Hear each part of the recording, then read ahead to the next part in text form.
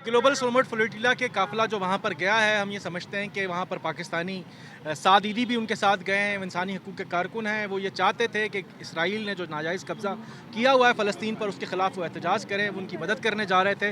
लेकिन अफ़सोस के साथ कहना पड़ेगा, साद ईदी समेत तमाम लोगों को इसराइल ने अगवा किया है और अगवा करके उनको अपनी कैद में रख लिया। हम ये समझते हैं ये इंसानी हकूक़ का सबसे बड़ा मसला है। फ़लस्तीन पर बार बार वो लोग जाने की कोशिश कर रहे हैं और बार बार इसराइल अटैक कर रहा है। और सबसे बड़ी खामोशी की बात अक़वाम मुत्तहिदा की है कि उसने अपने मुँह पे कपड़ा बांधा हुआ है और उस पर कोई बात नहीं कर रही। हम आज यहाँ पर जमा हैं और एहतजाज कर रहे हैं और मुतालबा कर रहे हैं हुकूमत पाकिस्तान से कि अपने शहरी की रिहाई का बंदोबस्त किया जाए। फिलफौर इसराइल ने जो उसको अगवा किया है उसकी रिहाई का बंदोबस्त किया जाए और पाकिस्तान उसको पहुँचाए। जी, आज हम यहाँ साद ऐदी की रिहाई के लिए एहतजाज कर रहे हैं और उन तमाम फ़लस्तीनियों के लिए एक आवाज़ हक़ बने हैं कि जहाँ इमदाद पहुँचानी थी और जो खिदमात साद ऐदी साहब कर रहे थे उस खिदमात को रोका गया है, उनकी जो है नाजायज़ गिरफ़्तारी की गई है। और ये इसराइल चाहते यह हैं कि नस्ल कुशी के साथ साथ भूख और अफलास से भी वहाँ पर शहादतें हों।